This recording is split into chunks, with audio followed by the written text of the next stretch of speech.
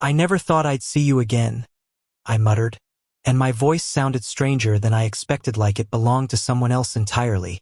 Lucas, the young doctor, didn't answer immediately. Instead, he stepped closer, his fingers brushing against the strap of his bag. I couldn't stay away, he admitted, and for a moment, the world seemed to shrink around us, leaving only the two of us in that quiet park in Boston. We had ended things 6 months ago. 6 months of bitter words, of tears shed behind closed doors, and of nights pretending not to care while secretly checking our phones for signs of each other. We promised we would forget. We promised we would move on. But promises were easy to make when you were in love. Keeping them? Not so much.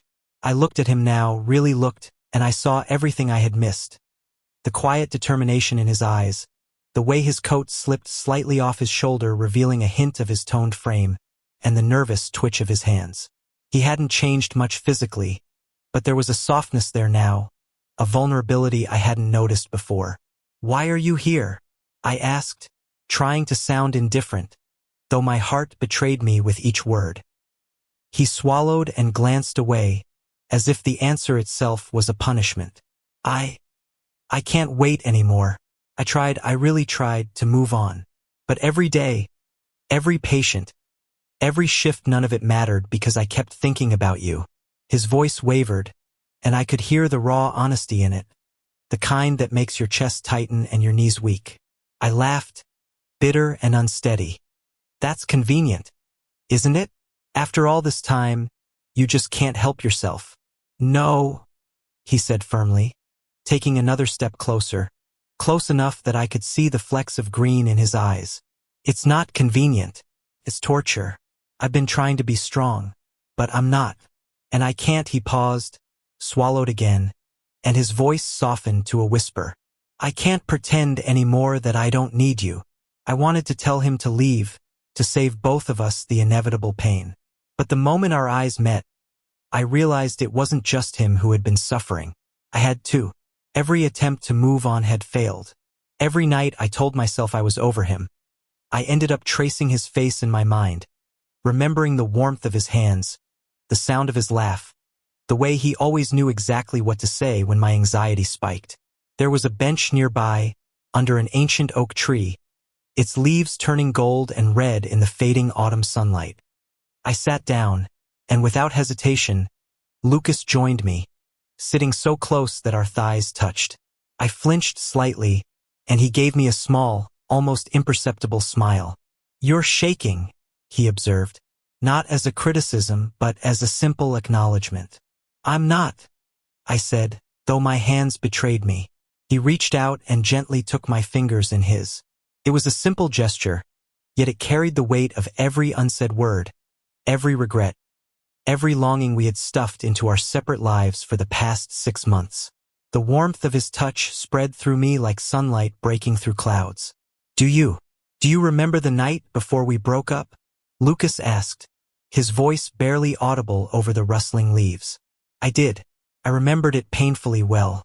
We had argued about the future, about priorities, about how our love was impossible amidst our dreams and responsibilities. I had cried. He had tried to hold me. We had made promises we couldn't keep. And then we had left each other, hearts in tatters.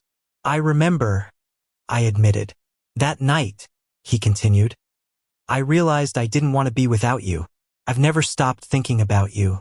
Not for a single day." His gaze was intense now, unwavering, and it pierced through the walls I had built around my own heart. I wanted to run, to escape, to convince myself that pain was safer than love. But the truth was undeniable. My heart had been waiting for this moment just as desperately as his. The years of pretending, the nights of solitude, they all led to this fragile, trembling reunion. I don't know if we can fix everything," I said, my voice shaking as I admitted what I'd never thought I'd say again. "We don't have to fix everything," Lucas whispered. "We just have to be here now. That's all that matters." And there it was, the hook that had drawn us back together, simple, raw, and terrifyingly honest.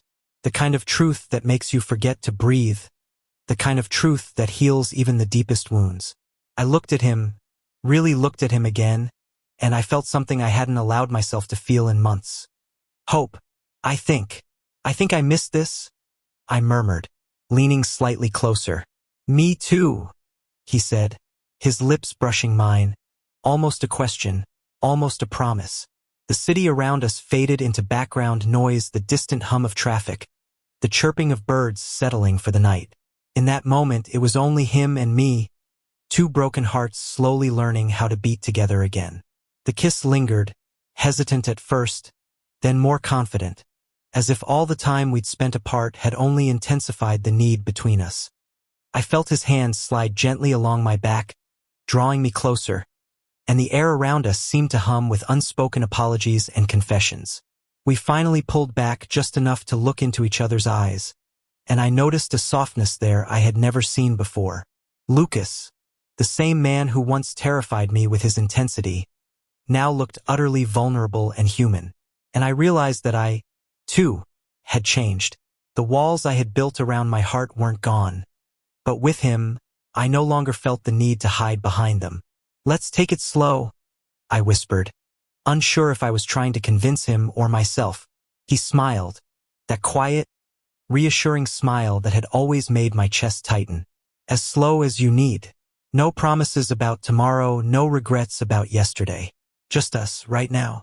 We sat like that for a while, letting the golden light of the late afternoon wrap around us. For the first time in months, I felt like the world had paused, offering us a small pocket of eternity. Lucas's fingers brushed against mine intermittently, each touch sending sparks up my arm and reminding me of all the nights I had spent alone, thinking of him. Eventually, he leaned back, resting his head against the bench. Do you remember that little diner on Beacon Street?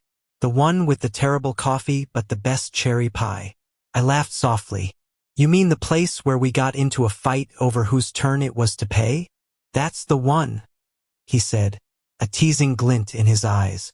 I want to go back there. Just us. No distractions, no schedules, no walls. I nodded, a small smile breaking through the lingering melancholy. I'd like that. Lucas stood and held out his hand. I took it and he pulled me gently to my feet. The contact between us felt electrifying and grounding at the same time, a paradox that made every nerve in my body awake. As we walked through the park, the city skyline glowing against the setting sun, I noticed how natural it felt to be by his side again. The awkward tension of the first encounter had melted away, replaced by a delicate intimacy that was both thrilling and comforting. We didn't need to speak for a while. The silence between us was comfortable, filled with the rhythm of our footsteps and the occasional laugh that escaped despite ourselves.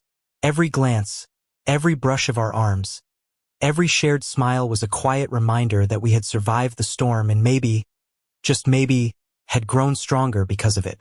When we reached the diner, Lucas held the door open for me like he had countless times before, and I felt a rush of nostalgia mingled with anticipation. We slid into our favorite booth, the red vinyl cracking slightly under the weight of familiarity and history. I missed this, I admitted quietly. Me too, he replied, his eyes soft but unwavering. I missed you, all of you. We ordered cherry pie and, against my better judgment, terrible coffee. We laughed at the absurdity of it, at the way we had both pretended to be fine without the other, at the small arguments that seemed monumental at the time. It was liberating, almost cathartic, to confront the past and know that it had brought us here, back to each other. After the pie, we walked along the quiet streets of Boston, the night air crisp but comforting. Lucas slipped his arm around my shoulders, and I leaned into him instinctively, as if I had never wanted to be anywhere else in my life. You know, he said softly, we're not perfect. We'll probably argue, we'll probably hurt each other again. But I'd rather face all of that with you than anything else without you. I feel the same, I whispered, resting my head against his chest. The steady beat of his heart under my ear was a grounding force, a promise that we were both still here, willing to try again. We paused at the edge of a small bridge overlooking the Charles River, the water reflecting the city lights like 1,000 tiny stars. Lucas pulled me closer and kissed me again, tender this time, without urgency, without fear. It was a kiss that spoke of forgiveness, of hope, of a love that had survived separation and pain. "Stay with me tonight?" he asked quietly, almost shyly. "I want to," I admitted, feeling a warmth spread through me that had nothing to do with the autumn chill. As we walked back toward his apartment, hand in hand, I felt a weight lift from my chest.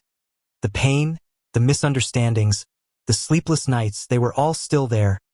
Yes, but now they were woven into something new, something stronger.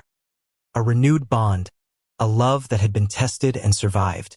In the quiet of his apartment, we settled onto the couch, wrapped in a blanket, sharing stories of the past 6 months. Every laugh, every sigh, every gentle touch reminded us that we had found our way back to each other. And as I drifted off to sleep that night, Lucas's hand holding mine, I realized that love didn't always arrive perfectly. Sometimes it came late, messy, and complicated. But it was ours. And for the first time in a long time, I felt completely, utterly, and undeniably home. We had promised to forget each other forever, but the truth was we never could. And now we didn't have to. Thank you for listening. Don't forget to like and subscribe to stay updated with the latest videos.